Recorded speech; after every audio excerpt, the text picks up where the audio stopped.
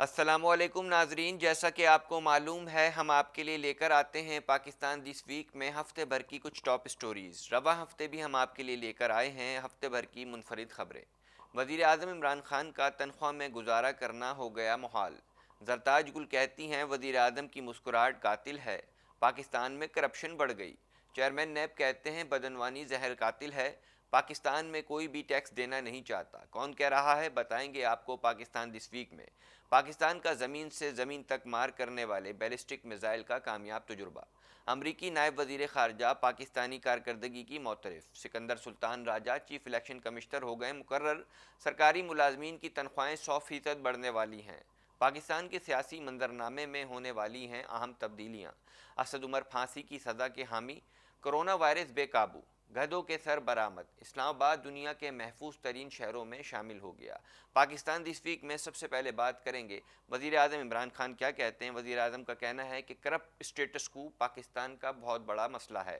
انسان کی اصل کامیابی مشکل حالات میں پر امید رہنا ہے۔ آگے بڑھنے کے لیے مشکل حالات میں جینے کا سلیقہ آنا چاہیے۔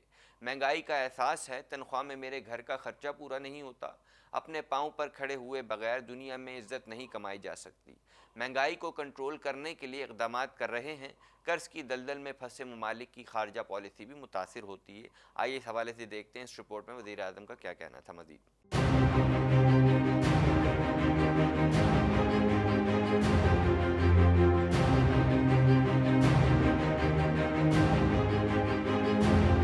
ڈیووس میں تقریب سے خطاب کے دوران وزیر اعظم عمران خان نے کہا ہمارا سب سے بڑا چیلنج کرپشن کا خاتمہ ہے اور کرپٹ اسٹیٹس کو پاکستان کا بہت بڑا مسئلہ ہے۔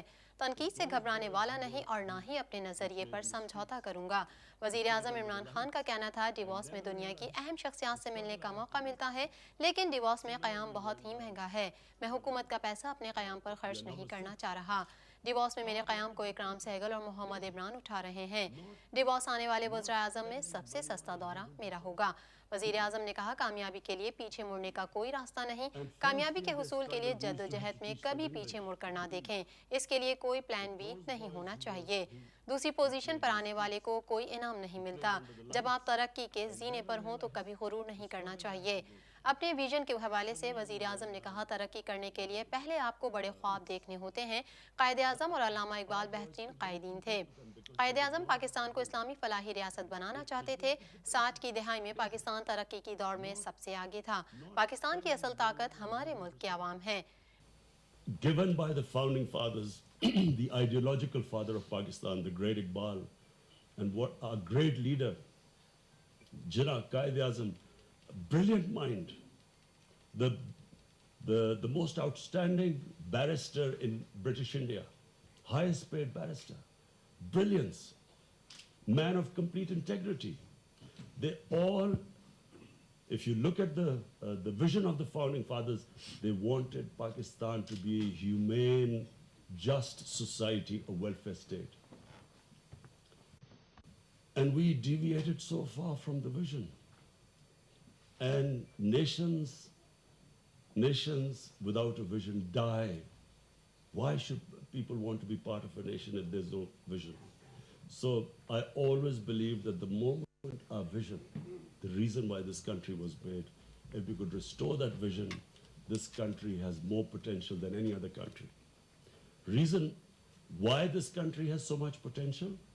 Because the best resource are the people. میرا یقین ہے کہ گڈ گورننس سے پاکستان ترقی کرے گا۔ پاکستانیوں کے پاس صلاحیتوں کے ساتھ ساتھ وسائل بھی ہیں۔ حکومت سرمایہ کاروں کو سہولت دے رہی ہے۔ ماضی میں تعلیم اور انسانوں پر پیسہ خرچ نہیں کیا گیا۔ ہم نے غربت کے خاتمے کے لیے احساس پروگرام شروع کیا۔ وزیر اعظم کا کہنا تھا پاکستان کی ترقی کے لیے بہتر نظام حکومت ہونا ناگزیر ہے۔ پاکستان کے نیچے جانے کی وجہ جمہوری اداروں کا غیر مستحکم ہونا ہے۔ ہمارا سب سے بڑا چیلنج کرپشن کا خاتمہ ہے۔ کرپٹ اسٹیٹس کو پاکستان کا بہت بڑا مسئلہ ہے۔ No country, in my opinion, can ever prosper with this sort of skewed development. So our SAS program specifically targets women. You have to see it. It's a very comprehensive program developed for rural women, poor women, loans for them, how to graduate them, how to raise the level of income, how to get them this mobile phone, give them apps so that they are empowered by directly the money comes to them. So we've gone a great length to make sure that, our women, especially the women at the bottom of the social ladder, how we can raise them up. اب کچھ بات کریں گے زرتاج گل کی. کہتی ہیں وزیر اعظم عمران خان کی مسکراہٹ بہت قاتل ہے. وزیر مملکت برائے موسمیاتی تبدیلی زرتاج گل نے وزیر اعظم عمران خان کو طلسماتی شخصیات کا مالک قرار دیتے ہوئے کہا ہے کہ وزیر اعظم کی بات کی جائے تو وہ انتہائی کرشماتی شخصیت کے حامل ہیں. ان کی چال ڈھال میں بڑا رعب و دبدبہ ہے اور ساری دنیا کو پتہ ہے وہ کسی بحران میں چل کر آتے ہیں. اس حوالے سے جانتے ہیں اس رپورٹ میں. وزیر مملکت برائے موسمیاتی تبدیلی زرتاج گل کا ایک انٹرویو سوشل میڈیا پر وائرل ہو رہا ہے جس میں وہ وزیر اعظم کی شخصیت کی مدح سرائی کر رہی ہیں. زرتاج گل کا کہنا ہے کہ جہاں تک وزیر اعظم کی بات کی جائے تو وہ انتہائی کرشماتی شخصیت کے حامل ہیں. ان کی چال ڈھال میں بڑا رعب و دبدبہ ہے اور ساری دنیا کو پتہ ہے کہ وہ کسی بحران میں چل کر آتے ہیں. وزیر مملکت کا کہنا تھا کہ وزیر اعظم کی مسکراہٹ بڑی قاتل ہے اور ان کی شخصیت کا اتنا رعب و دبدبہ اور کرشمہ ہوتا ہے کہ اگر ہمارے ذہن میں کوئی شبہ ہوتا ہے تو انہیں دیکھ کر وہ بھی دور ہو جاتا ہے. تو پرائم منسٹر عمران خان کے اگر باڈی لینگویج کی بات کی جائے تو I think he is the finest charismatic man. وہ تو جب آتے ہیں بحران کے اندر جس طریقے سے ان کی کلر سمائل ہے, جس طریقے سے وہ چل کے آتے ہیں, ساری دنیا کو پتہ ہے. ان کی تو اکثر ویڈیوز بنی ہوئی ہیں ان کی باڈی لینگویج کی, جب وہ چل کے آتے ہیں اتنا روب اور دبدبہ اور اتنا کرزمہ ہوتا ہے ان کے پرسنالٹی کا کہ ہم اپنا جو ہمارے ذہن میں کوئی ڈاؤٹ ہوتا ہے نا وہ بھی ہم الٹا یعنی بین الاقوامی ادارے ٹرانسپیرنسی انٹرنیشنل نے اپنی رپورٹ میں کہا ہے کہ 2019 میں پاکستان میں کرپشن کم ہونے کی بجائے بڑھ گئی اور 10 سال میں پہلی مرتبہ پاکستان کا اسکور بڑھنے کی بجائے کم ہو گیا. اس حوالے سے ٹرانسپیرنسی کا مزید کیا کہنا تھا آئیے دیکھتے ہیں.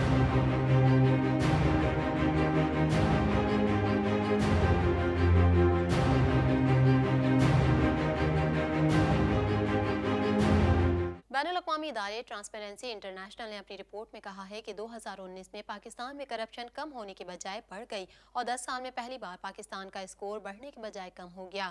رپورٹ کے مطابق پاکستان کا CPI انڈیکس میں اسکور 33 سے کم ہو کر 32 ہو گیا. نیب کے موجودہ چیئرمین جاوید اقبال کی زیر قیادت قومی احتساب بیورو کی کارکردگی بہتر رہی. نیب پاکستان نے بدعنوان عناصر سے 153 ارب روپے نکلوائے. اس کے باوجود کرپشن سے متعلق انڈیکس میں پاکستان آگے بڑھنے کے بجائے پیچھے گیا ہے. 10 سال میں پہلی بار پاکستان کرپشن سے متعلق انڈیکس میں پیچھے گیا ہے. CPI رپورٹ کے مطابق پاکستان کے علاوہ دیگر ممالک میں بھی گزشتہ برس کرپشن میں اضافہ ہوا جس کے بعد عالمی درجہ بندی میں ان ممالک کا اسکور کافی نیچے چلا گیا. کینیڈا کا 4 درجہ تنزلی کے بعد اسکور 81 سے 77 ہو گیا. گزشتہ برس فرانس میں بھی کرپشن میں اضافہ ہوا. فرانس کا اسکور 3 درجہ تنزلی کے بعد 72 سے 69 ہو گیا. رپورٹ کے مطابق 180 ممالک کے 2/3 تعداد نے کرپشن سے پاک ممالک میں 50 سے کم اسکور کیا. ڈنمارک اور نیوزی لینڈ دنیا کے 180 ممالک میں سب سے کم کرپٹ ممالک قرار پائے ہیں. تاہم پہلے نمبر پر آنے کے باوجود ڈنمارک کی 1 درجہ تنزلی ہوئی اور اس کا اسکور 88 سے 87 ہو گیا.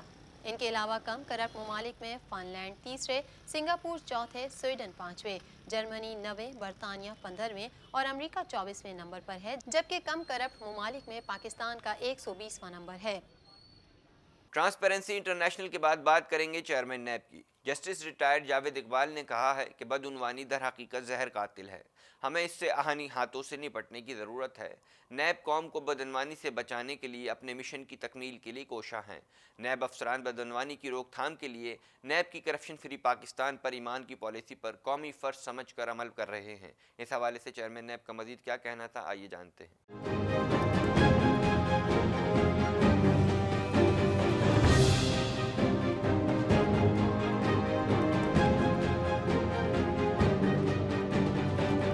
نیب ہیڈ کوارٹرز میں نیب افسران سے خطاب کرتے ہوئے chairman NAB justice retired Javed Iqbal کا مزید کہنا تھا کہ نیب افسران بدعنوانی کی روک تھام کے لیے نیب کی کرپشن فری پاکستان پر ایمان کی پالیسی پر قومی فرض سمجھ کر عمل کر رہے ہیں. ان کا کہنا تھا کہ نیب کی فرانسک سائنس لیبارٹری قائم ہونے سے انکوائری اور انویسٹیگیشن کے معیار میں بہتری آئی ہے. احتساب عدالتوں میں نیب کے مقدمات میں سزا کی شرح 70% ہے. جاوید اقبال نے مزید کہا کہ نیب کی آپریشنل میتھڈولوجی 3 مرحلوں شکایات کی جانچ پڑتال، انکوائری اور انویسٹیگیشن پر مشتمل ہے. چیئرمین نیب کے بعد بات کریں گے چیئرمین ایف بی آر کی۔ پاکستان میں کوئی بھی ٹیکس نہیں دینا چاہتا۔ چیئرمین ایف بی آر شبر زیدی کہتے ہیں اصلاحات ناگزیر ہیں۔ ایکسپورٹ سیکٹر استثناء سے مقامی مارکیٹ متاثر ہوگی۔ اس حوالے سے ان کا مزید کیا کہنا تھا، آئیے جانتے ہیں اس رپورٹ میں۔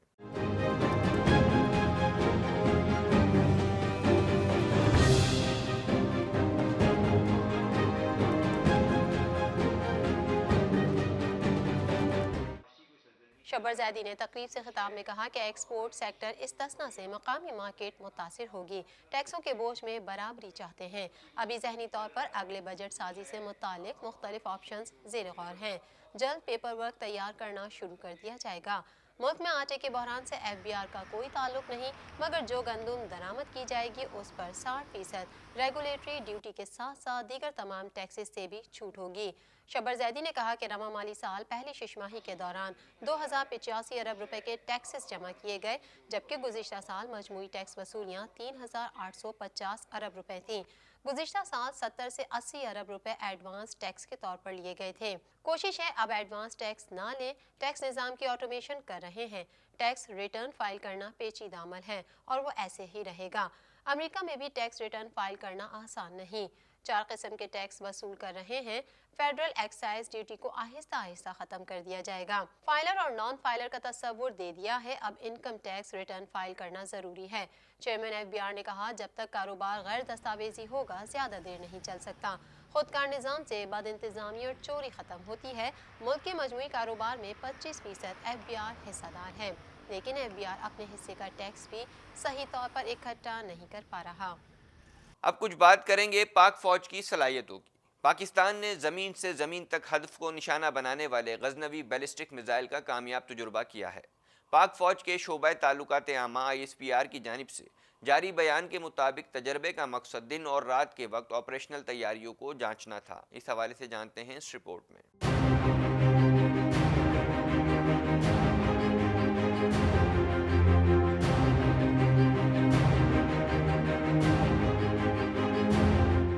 پاکستان نے زمین سے زمین تک ہدف کو نشانہ بنانے والے غزنوی بیلسٹک میزائل کا کامیاب تجربہ کیا ہے۔ پاک فوج کے شعبہ تعلقات عامہ کی جانب سے جاری بیان کے مطابق غزنوی بیلسٹک میزائل کا کامیاب تجربہ کیا گیا ہے۔ تجربے کا مقصد دن اور رات کے وقت آپریشنل تیاریوں کو جانچنا تھا۔ ISPR کا کہنا ہے کہ غزنوی میزائل زمین سے زمین تک ہدف کو نشانہ بنا سکتا ہے۔ میزائل 290 کلومیٹر تک ہر قسم کے وار ہیڈ لے جانے کی صلاحیت رکھتا ہے۔ ISPR کا یہ بھی کہنا تھا کہ غزنوی بیلسٹک میزائل تجربے کے وقت DG strategic lieutenant general Nadeem Zaki Manj, chairman NESCOM اور دیگر سینئر افسران بھی موجود تھے۔ صدر مملکت ڈاکٹر عارف علوی، وزیر اعظم Imran Khan, chairman joint chief of staff اور تینوں مسلح افواج کے سربراہان نے کامیاب میزائل تجربے پر مبارکباد دی ہے۔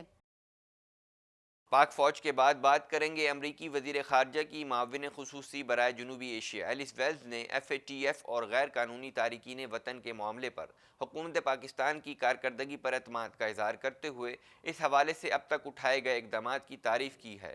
پاکستانی حکام نے امریکی وفد کو بتایا کہ نومبر، دسمبر اور جنوری کے مہینوں میں حل کیے جانے والے کیسز کی رپورٹ امریکی سفارت خانے کو بھیج دی گئی ہے۔ اس حوالے سے جانتے ہیں اس رپورٹ میں۔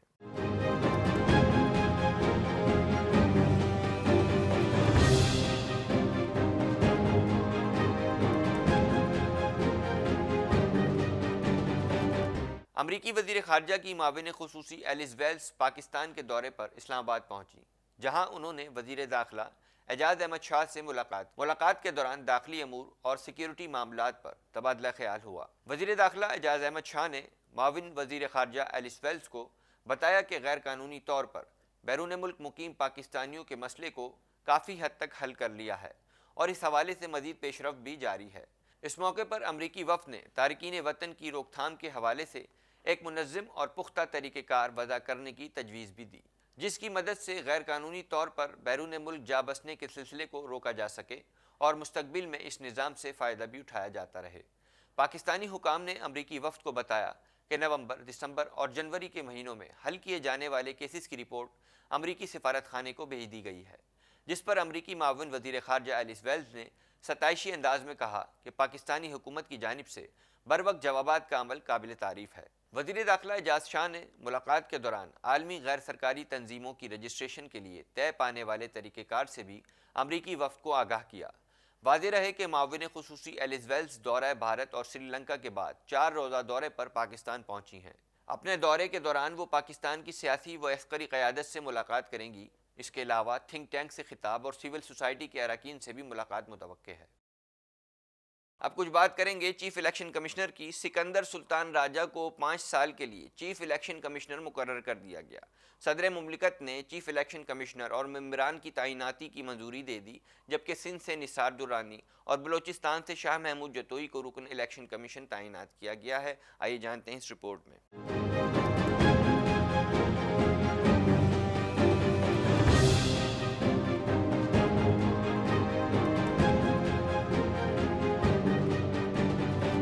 تفصیلات کے مطابق صدر مملکت عارف علوی نے الیکشن کمیشن کے سربراہ اور ممبران کی تعیناتی کی منظوری دے دی ہے، جس کے بعد وزارت پارلیمانی امور کی جانب سے نوٹیفیکیشن جاری کر دیا گیا۔ نوٹیفیکیشن کے مطابق سکندر سلطان راجہ 5 سال کے لیے چیف الیکشن کمشنر مقرر کر دیے گئے، جبکہ سندھ سے نثار درانی اور بلوچستان سے شاہ محمود جتوئی کو رکن الیکشن کمیشن تعینات کیا گیا ہے۔ یاد رہے حکومت اور اپوزیشن نے چیف الیکشن کمشنر کے لیے سکندر سلطان راجہ کے نام پر اتفاق کیا تھا، جبکہ شاہ محمد جتوئی بلوچستان اور سندھ کے لیے نثار درانی کے ناموں پر اتفاق ہوا تھا۔ دونوں صوبوں کے الیکشن کمیشن ارکان 26 جنوری 2019 کو ریٹائر ہوئے تھے اور آئین کے مطابق 45 روز کے اندر ممبران کی تقرری ضروری ہے، لیکن حکومت اور اپوزیشن کے درمیان اختلافات کی وجہ سے 1 سال بعد یہ تقرریاں عمل میں آئیں۔ واضح رہے چیف الیکشن کمیشن سردار رضا خان 6 دسمبر 2019 کو ریٹائر ہوئے تھے اور ان کی جگہ جسٹس ریٹائرڈ الطاف قریشی قائم مقام الیکشن کمشنر کے فرائض سر انجام دے رہے ہیں۔ خیال رہے سکندر سلطان راجہ سابق بیوروکریٹ ہیں اور مختلف حکومتوں میں کئی اہم عہدوں پر فائز رہ چکے ہیں، جن میں chief secretary Gilgit Baltistan, chief secretary Azad Kashmir, secretary petroleum اور ریلویز کے اہم ترین عہدے شامل ہیں۔ ناظرین، پاکستان دس ویک میں رپورٹس کا سلسلہ جاری رہے گا، یہاں لیتے ہیں ایک بریک۔